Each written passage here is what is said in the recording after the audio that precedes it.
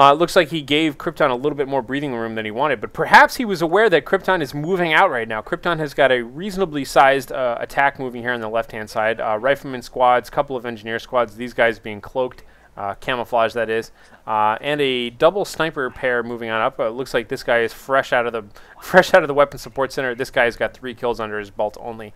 So lot of bad situations here for CryptoN. He's got to make sure that he retains some map control, because he is of course losing out economically humongously by not having control of this map. Oh, and the counter snipe goes off right away. Look at that, dropping a flare, detecting the sniper, and just counter sniping him instantly. Once again, this counter sniper warfare just swings heavily towards the player who has flare, and that is ridiculous. So definitely bad news for CryptoN there if he's going to be losing his snipers. He's down to a single sniper. Luckily, it's the one that got a couple of kills before, so 4 kills for that sniper. Looks like these Pioneers maybe are going to risk trying to cap this point. They decap it, but hopefully they'll get out of there because it's just one of them. So, looks like we got a little friendly banter between the players right now. Johnny Crypto, by the way, getting up a supply yard, so perhaps he's thinking about going into a motor pool, although I don't know how much good a motor pool will do him at this point. Obviously, if he could get like an M10 or something like that, or a Sherman, that would work fine, but you know, there's no chance of that. He's got no fuel whatsoever. So looks like he is going for a motor pool, perhaps some sort of a Greyhound maybe. But if anybody's watched my earlier pile spamming videos, you know that Greyhounds do not work very well against Pioneers. Pioneers, of course, have this. They have the Panzerfaust ability, and they have the reduced cost on the Panzerfaust and the 30% Panzerfaust range. So really, you can easily have 4 squads of Pioneers fire Panzerfaust at the same time into a Greyhound and just wreck that thing. So that's bad news if you're going Greyhounds. ProPipe, by the way, got a little bit of a mine here. That's not a bad idea, and it looks like he's just sitting tight. I'm surprised he's not trying to cap the rest of this stuff, but I think he suspects that there is a sniper out there waiting for him. And he knows that he's got a triple cap right now, and he just needs to bleed out Johnny CryptoN. So let's take a look at his base and see what else is going on here. Nothing, really. He got a Kampfkraft Center and the Wehrmacht quarters, and that's about it. So his own sniper is out there. It looks like he is revealing a sniper. Got a little bit of that flare up there, and I like that position on the flare, by the way, because it's basically only debuffing CryptoN's men, and his own men are not being hit by it. Now that they're moving in closer, they're being hit by the flare. You can see by the little red shield above them, indicating that their armor is exposed there. But for the time being, man, CryptoN is just chased back into his base. Once again, I'm surprised that ProPipe isn't trying to spread out and cap some more of these points here, but you know, whatever, man. He knows he's on top of the ball here, so we'll see what's going on. Huge force here on the right, backed up by Sniper here. This is, of course, once again, the Snipers and the Pioneers all share veterancy, so not a big deal with that, getting vet Snipers and vet Pioneers here. And just kind of spreading out. Now, this is what I wanted to see him do earlier. Really kind of crunch in on CryptoN here. CryptoN, by the way, leading his way on out with a bunch of engineers. These camouflaged engineers kind of being able to see a little bit ahead of him. And it looks like just kind of paving the way here for the sniper and the rest of the riflemen to come on in. So I'm surprised that ProPipe didn't detect that sniper and kind of go for it. And it looks like we do already have an armored Greyhound on the field. Armored Greyhound being a hero vehicle. It starts off with the armored skirts, but it can never get the 50 caliber upgrade. In this situation, I think it's a pretty good call because CryptoN is pretty low on munitions anyways. So he doesn't want to have to spend 100 munitions upgrading both things. So he just opts for the armor, and that's about it. I'm sure he knows that Panzerfaust are coming his way, and he wants the armored Greyhound. So that is a situational situational use of armored Greyhound that I tend to agree with. Looks like we had a counter snipe there. And there he is right there. Yes, that was a counter snipe, so it looks like ProPipe was able to take out CryptoN Sniper. And God, the humanity. Just look at the flamethrowers just charging in here. All of these gentlemen just running around on fire, getting all tuckered out and taking a nap. And here we have the rest of his force now is retreating away. Armored Greyhound now getting a little ambitious. Oh my God, we do have landmines all over the middle side here, though. Could he be overextending? He hits the landmine for a damaged engine. All of these guys definitely going to get away. Perhaps he was just kind of baiting Johnny CryptoN's Greyhound in there. We do have a single landmine behind him, but really he should just kind of back this thing back towards his house and he should be fine. No, don't reverse over the... Why would he go that way? It doesn't make any sense. Oh my god, is he going to hit the land? Oh, he hits the landmine, and he's out of control.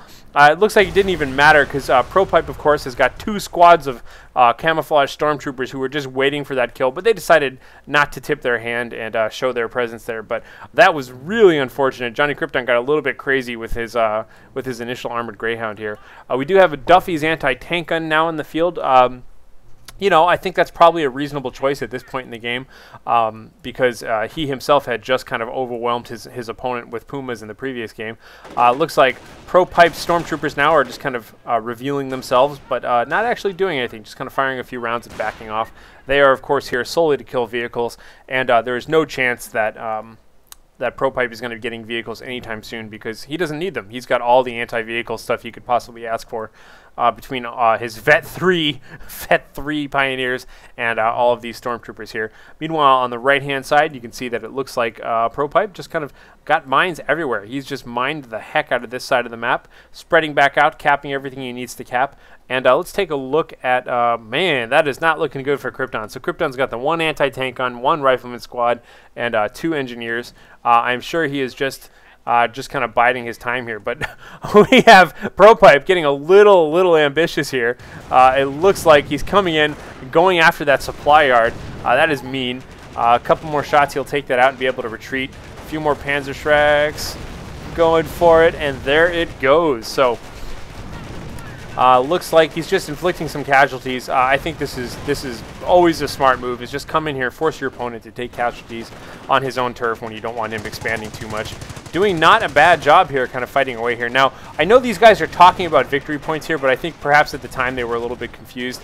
I think they're mostly just kind of planning out the next game right now. So I would read this as Johnny Crypto is conceding at this point, but you can see there's a little bit more action going on here. But we will talk about all of that at the end. I will focus here on the action for the time being here and see if there's any chance for him whatsoever. You can see that ProPipe has got a nice spread of units here all across the map. And I know people are going to be like, oh, this is proof that Pioneers and pile spamming is overpowered. And you know what? It probably is. But hey, man, this is the first and only Coho tournament. So for those of you who haven't heard, by the way, I might as well address this a little bit now at this replay. But Company of Heroes Online Beta is finished and canceled. I don't believe it's ever going to go into a real retail version or anything like that. But looks like this will be the final experiment here, is seeing this tournament play itself out. But at least for this chunk of the semifinals, we have seen nothing but pile spamming.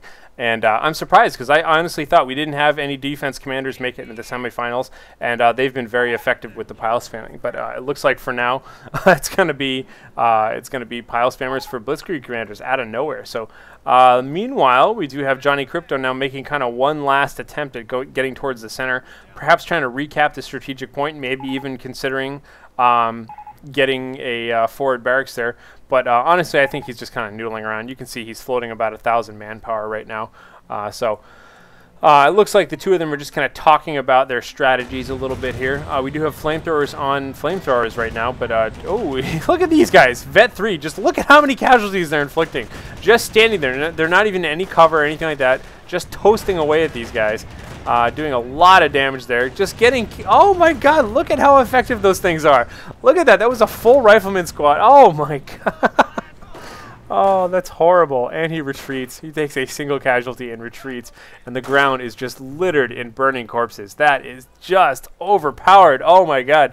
So CryptoN, no chance whatsoever here. We'll let this play out. It looks like he's going to let this tick down. CryptoN, there we have it. CryptoN has announced his map choice. So he wants Angoville a second time. 3 points left.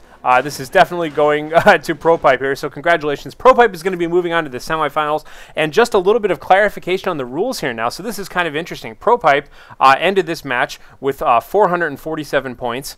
Meanwhile, CryptoN ended the previous match with 430 points. So that actually means that of the 2 wins that we've seen so far in this match, ProPipe has more victory points remaining, which means he gets to pick his faction for Game 3. However, CryptoN gets to choose the map for Game 3, so I'm curious to see what's going to happen there. CryptoN will pick the map, then ProPipe will pick his faction there. So stay tuned for Game 3.